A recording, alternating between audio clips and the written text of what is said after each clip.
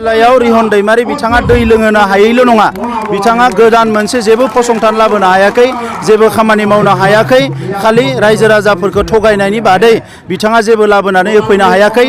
Election फैबा रायजोफोरनो फैसा रानो, धोरोम आफादफोरनो फैसा रानो, सोरनोबा फैसा रानो होननानै जों खोनादों।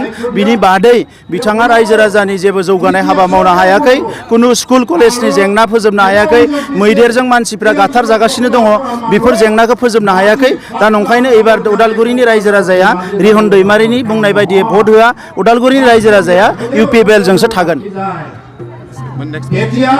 हाग्रामा महिलारिया थांनाय 17 बोसोराव जेरैबायदि थगायबाय, सोबख'बाय, जाख्लयबाय, बेखौ जुदि खालामामोनब्ला जोंनि ओनसोलनि रायजो राजाया बेसेबांबा जौगागौमोन, जोंनि गासैबो जेंनाफ्रा जोबलांसिगौमोन।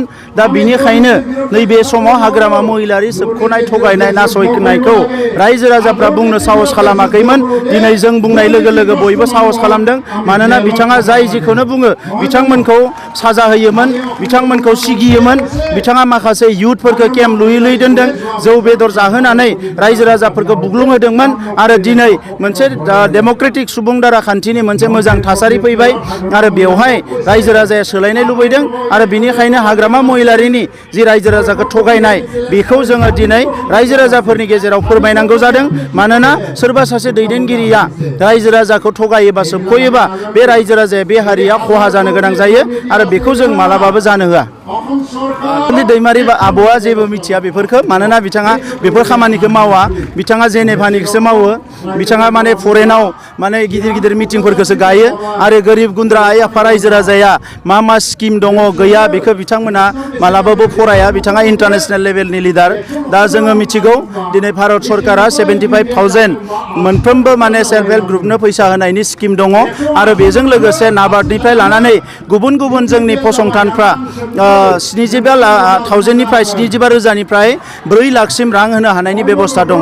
दा बेखौ जोङो UPPLनि सरकार फैनाय लोगो लोगोनो मोनफ्रोमबो आइजो आफादफोरनो, मोनफ्रोमबो सेल्फ हेल्प ग्रुपनो बेखौ होनो थाखाय जोङो हाबा मावगोन आरो गासैबो आइजोफोरखौ जौगानायनि जों हाबा मावगोन।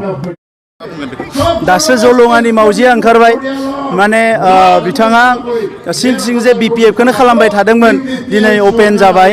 मोनसे समाव बिथाङा साननैसो BPFनि टिकेट मोनैयाव जोंजों फैनानै गाफ्लादोंमोन आरो दायो BPFआवनो थांफिनबाय।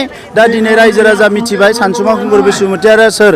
दिनै बिथाङा मोनसे समाव BSc सुक्ति खालामदोंमोन, बे BSc सुक्तिया मा दङमोन मा गैया रायजो राजाया मिथिगौ।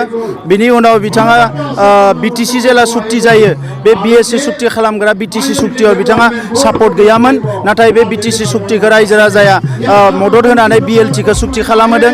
आरो दिनै BTR सुक्ति जाबाय NDBनि मोनब्रै हानजा एबसु UBPजों, आरो बे सुक्तिखौ सानसुमा खुंगुर बसुमतारिया बे गोरोबथाखौ बिथाङा गनाया होननानै बुंदों। आरो बेवहायनो बुजियो सानसुमा खुंगुर बसुमतारिया बर' हारिनि मोजां लुबैना लुबैया। दा नंखायनो बिथांमोन बायदि मानसिया दिनै बर' हारिखौ बेसेबांबा अलखदनिफ्राय मोनसे फैनाय मोनसे हारिखौ मोजां लामा दिन्थिलांनांगौमोन। दिनै गावनि राजखान्थि लाबालाबनि थाखाय जे उल्थां फाल्थां खोथा बुंदो, बियो जोबोद दुखुनांथाव। आङो बिथांखौ मान होयो, बिथांनि जिउआ गोलाव जाथों, बिथांनि देहाया मोजाङै थाथों। नाथाय बिथाङा राजखान्थि उल्थां फाल्थां खोथा बुंनाया हारिखौ खहा खालामगोन, बे खोथाखौ बयबो बुजियो। बे खेबाव जेसेबांखिनि रायजो राजाफ्रा दिनै लोब फैदों, बेहाय उदालगुरियाव जि मासि दंमोन गासैबो BPFनि आखायाव दंमोन। दिनै BPFनिफ्राय बिथांमोना बुंदों बेयो 10 मासिखौबो बिथांमोनानो लाखिफिनगोन होनना मा बुंदों? BPFआ एबार उदालगुरियाव मोनसेबो मासि मोना, बेयो रोखा।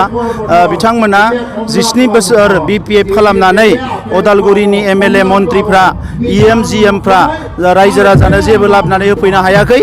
आरो जोङो सुक्ति खालामनानै दिनै उदालगुरियाव अर्गेनिक इउनिभारसिटि फैदों, ट्राइबेल इउनिभारसिटि फैदों, NIT फैदों।